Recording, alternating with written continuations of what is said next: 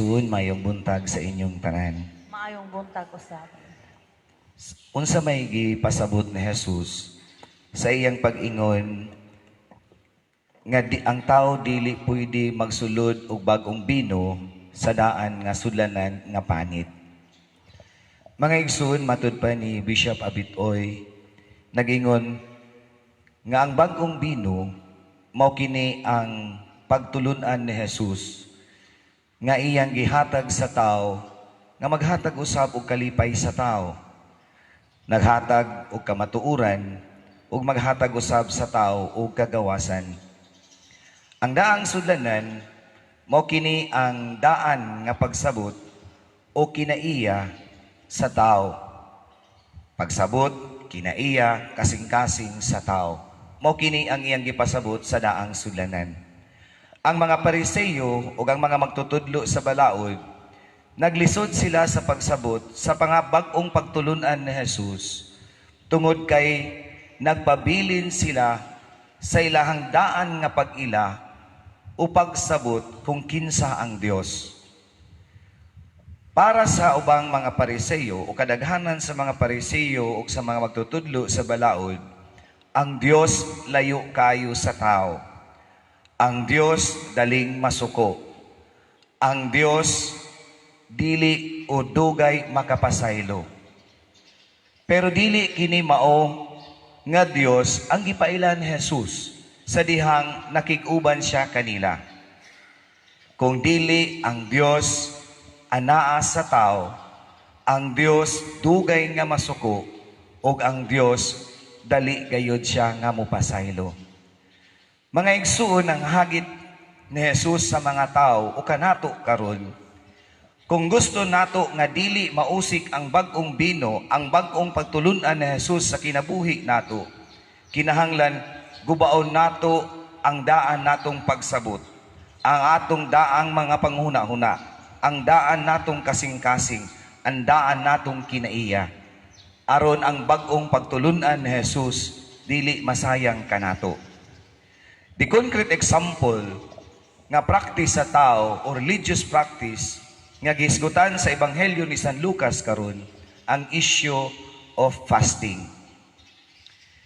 Ang mga tao ang mga Pariseyo o ang mga tutudlo sa balaod nag-question kang Jesus ngano kuno nga ang iyang mga tinunan wala magpuasa.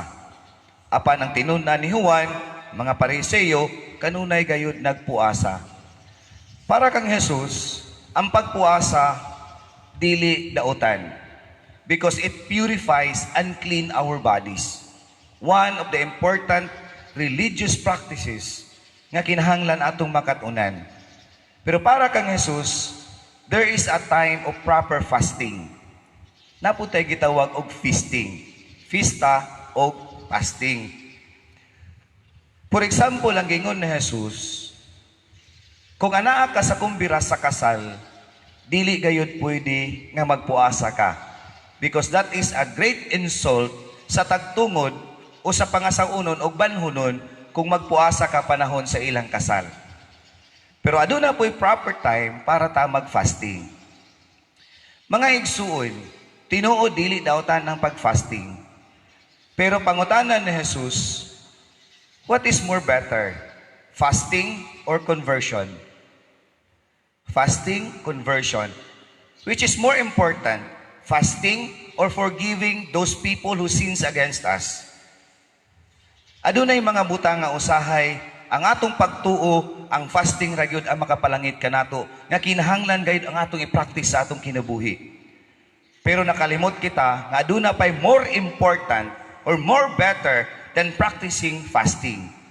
For example, pag-usab sa imong kaugalingon, conversion or pagpasaylo sa mga sala nga, sa mga tao nga nakasala kanimo. And that is more better for Jesus rather than fasting. Pero dili wala maingon sa Jesus nga ang fasting daotan. Because I told you that fasting can clean and purify our bodies.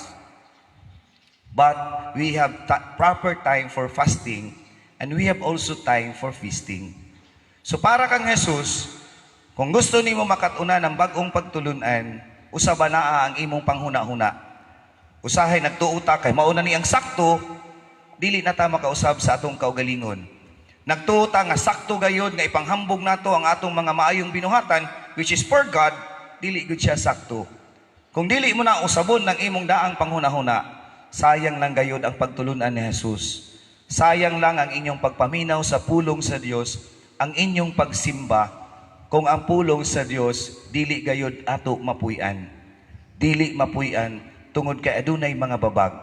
Ang atong daang kinaiya, ang daan natong pagsabot, ug ang atong kaugalingon nga dili gayud kita gusto mo dawat sa unsa manggaling ang bag-ong pagtulunan nga gihatag kanato.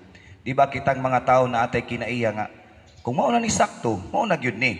Kung mao na ni naandan, mao na gyud ni. Kung usbo nang naandan, usahay maglibog na rin ta. Ano usabon man na? Nga mao na man ni naandan. Usahay ang atong naandan nga gihimo sayop di ay ito. Dili na ta gusto mubuhat og bag-o nga practice which is maunta to ang sakto. Busa mao niyang pasabot ni Jesus para dili masayang ang bag-ong bino, kinahanglan gayud atong usbon ang atong kaugalingon o kinasing-kasing natong dawaton ang mga pagtulunan ni Jesus. Mga igsuon, manindog kitang tanan alang